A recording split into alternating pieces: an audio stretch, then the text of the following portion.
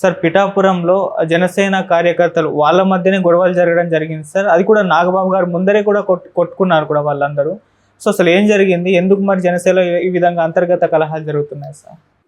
అంటే ఈ కూటమిలో 3 పార్టీలు కలవడం, ఆ 3 పార్టీలు కలవడం వల్ల అందరికీ అనుకున్న సీట్లు రాలేకపోవడం ఒకటి.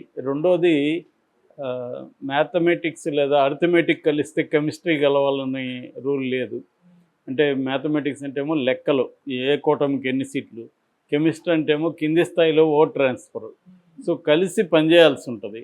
సో ఇక్కడ ఆంధ్రప్రదేశ్కి వచ్చేసరికి ఫస్ట్ ఏమో జనసేన తెలుగుదేశం పొత్తులకు సంబంధించి ఎప్పటి నుంచో మెంటల్గా ప్రిపేర్ చేస్తూ వచ్చారు.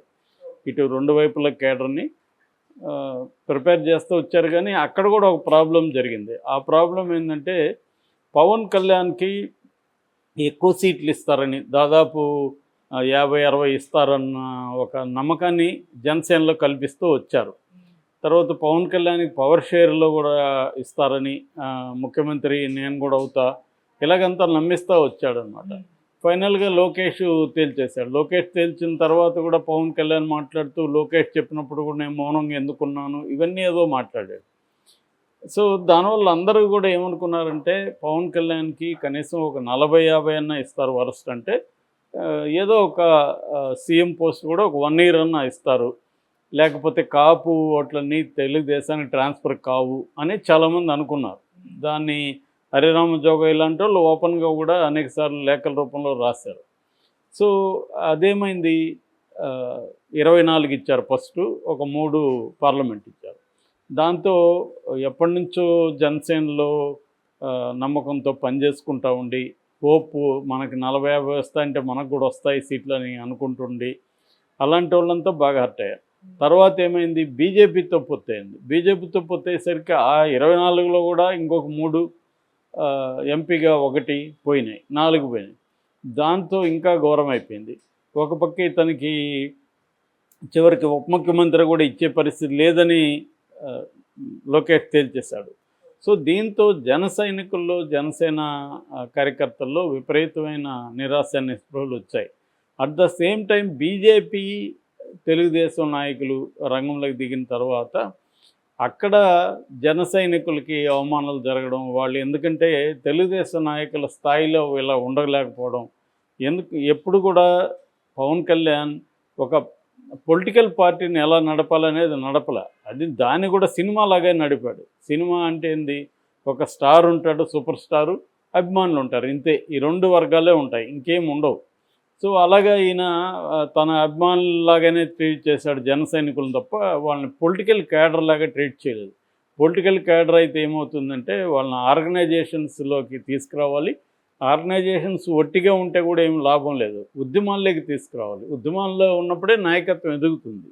సో 5 ఏళ్ళు ఆయనకి మంచి పీరియడ్. యాక్చువల్గా జగన్కి వ్యతిరేకంగా అనేక ఉద్యమాలు చేస్తుండొచ్చు, అవేవి చేయలే. ఈయనే రావడం, సినిమాటిక్గా రావడం, ఒక ప్రదర్శన ఇవ్వడం, ఒక హడావిడి చేయడం, వెళ్ళి వచ్చేసేయడం. ఇది అంటే సూపర్ స్టార్ తనే చేస్తాడు లేదని చేయడు, ఇలాగా ఉంది తప్ప కేడర్ స్థానిక సమస్యల మీద ఉద్యమించేట్టుగా చేయడం, ఆ క్రమంలో వాళ్ళు రాజ్యహింసని ఫేస్ చేయడం, దాంట్లో నుంచి నాయకత్వం ఎప్పుడైనా కూడా ఏ పొలిటికల్ పార్టీలైనా అలాగా డెవలప్ అవుతాయి. ఉద్యమాలు లేకుండా నాయకత్వం డెవలప్ కాదు ఎప్పుడైనా కూడా. ఇప్పుడు కేసీఆర్ వీళ్ళంతా చూస్తున్నాం కదా, వీళ్ళంతా ఎట్లా డెవలప్ అయ్యారంటే ఉద్యమాల్లో నుంచే అభివృద్ధి అయ్యారు. అందుకని కేసీఆర్ ఉద్యమ పీరియడ్లోనే తన పిల్లల్ని కూడా ఇక్కడికి తీసుకొచ్చుకున్నాడు. వాళ్ళు కూడా ఉద్యమాల్లో పార్టిసిపేట్ చేశారు కాబట్టి నాయకులుగా గుర్తింపు వచ్చింది, పైనుంచి రుద్దలేదు వాళ్ళని. అలాగా ప్రాబ్లమ్స్ వచ్చాయన్నమాట. సో అది ముఖ్యంగా ఇప్పుడు పవన్ కళ్యాణ్కే ఎసురు మొదలైంది. అక్కడ ఏమంటే కేడర్, ఒక ఆర్గనైజ్డ్ కేడర్ కానీ ఆర్గనైజ్డ్ లీడర్షిప్ కానీ పిఠాపురంలో జనసేన నుంచి లేదు.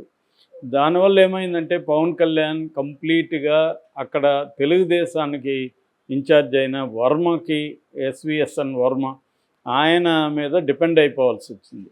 ఎప్పుడైతే ఆయన మీద డిపెండ్ అయ్యాడో తన జన సైనికుల్ని, తన జనసేన లీడర్ని ఆయన పట్టించుకోవడం మానేశాడు.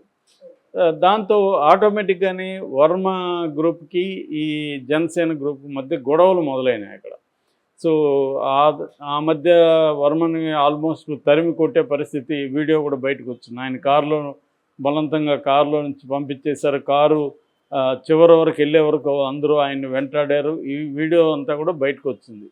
అట్లాగే అంతకుముందు ఒక ఆడియో లీక్ అయింది. బాలాజీ అనే అతను, అంజీ అనే అతను ఒక ఆడియో లీక్ చేశారు. అదేంటంటే పవన్ కళ్యాణ్ అక్కడ హోటల్లో దిగినప్పుడు ఆయన్ని కలవడానికి వెళ్తే అక్కడ వాళ్ళ బౌన్సర్లు ఎవరు రానివ్వలేదు సెక్యూరిటీ. అదే వర్మ వస్తే అతనితో పాటు వచ్చిన వాళ్ళందరినీ కూడా పంపించారు.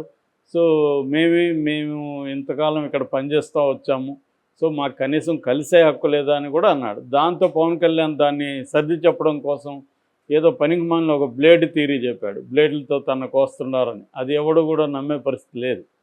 సో ఆ గ్యాప్ అది పెరుగుతూ వచ్చింది.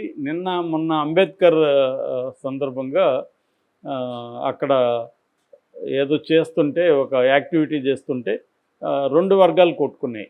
అక్కడ పిఠాపురం నియోజకవర్గ ఇన్ఛార్జి, తర్వాత అక్కడ పట్టణ జనసేన ఇన్ఛార్జి, వీళ్ళిద్దరి మధ్య ఆయన పేరు సతీష్ అని. సో వీళ్ళిద్దరి మధ్య గొడవలు ఎదురుగానే కొట్టుకున్నారు. అసలు మాకేం ప్రోగ్రాములు చెప్పట్లేదు, మాకేం తెలియట్లేదు అని అరుచుకున్నారు. సో ఇది పెద్ద మైనస్ అయ్యే అవకాశాలు ఉన్నాయి. దీని కానీ ఇంకా టైం ఉంది కాబట్టి కరెక్ట్ చేయాలి. మరి పవన్ కళ్యాణ్ కరెక్ట్ చేస్తాడా లేదా, నాగబాబు చేసే స్థాయి నాగబాబుకు ఉందా అనేది ఇంపార్టెంట్. ఎందుకంటే వాళ్ళు నాగబాబుని ఏమాత్రం కేర్ చేస్తారనేది ఇంపార్టెంట్. అదే పవన్ కళ్యాణ్ పట్ల వాళ్ళు అసంతృప్తిగా ఉన్నప్పుడు నాగబాబు సర్దడం కష్టం. పవన్ కళ్యాణే దాన్ని డీల్ చేయాల్సి ఉంటుంది. పవన్ కళ్యాణ్ డీల్ మరి ఇప్పటివరకు అతనేం పట్టించుకోవట్లేదు. కానీ రోజుకి నేను 200 మందికి సెల్ఫీలు ఇస్తాను అవి అని చెప్తున్నాడు, కానీ ఏం చేయట్లేదు. ఎలక్షన్లు అప్పుడే ఇట్టుంటే ఒకవేళ ఈయన గెలిపిస్తే ఈయన మనకు అందుబాటులో ఉంటాడా అన్న డౌట్లు అక్కడ చాలామంది ఉంది. ఎందుకంటే ఎలక్షన్ అప్పుడే కదా అందరూ జనాలకు గుర్తొస్తారు వీళ్ళకి. ఆ టైంలోనే ఈయన పట్టించుకోకపోతే, అంటే వర్మ ఉంటే చాలు అనుకుంటున్నాడు పవన్ కళ్యాణ్ అనేది జనసైనికుల్లో ఉంది. అది కానీ పెరిగితే పవన్ కళ్యాణ్కి ఇబ్బంది. ఎందుకంటే అక్కడ కాపు ఓట్లు ఒక 90,000 దాకా ఉన్నాయి. అందువల్లే పవన్ కళ్యాణ్ కూడా దాన్ని ఎంచుకున్నాడు. అట్ ద సేమ్ టైం ఒక 80,000 వరకు బీసీ ఓట్లు ఉన్నాయి. దాని మీద ప్రధానంగా వైసీపీ ఫోకస్ చేస్తుంది. ఎందుకంటే ఎట్లాగూ కాపు ఓట్లు చీలుతాయి. ఎందుకంటే వంగ గీత కూడా ఆమె 20-25 ఏళ్ళుగా ఆమె వాళ్ళ హస్బెండ్ స్టూడెంట్ పాలిటిక్స్ నుంచి రాజకీయాల్లో ఉన్నారు. సో ఆమె సుదీర్ఘకాలం రాజకీయాల్లో ఉంది కాబట్టి జడ్పీటీసీ చైర్మన్గా ఉంది, తర్వాత రాజ్యసభ ఉంది, తర్వాత ఎమ్మెల్యేగా ఉంది, ఎంపీగా ఉంది. అందువల్ల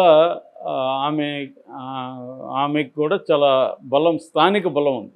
పవన్ కళ్యాణ్కేమో స్థానిక పరిస్థితులు తెలియదు, ఓన్లీ వర్మ మీద డిపెండ్ అయ్యారు. సో వర్మ ఎంత మాత్రం గెలిపిస్తాడు అనేది ఇప్పుడు జన సైనికులకు అందరికీ డౌట్ ఉంది.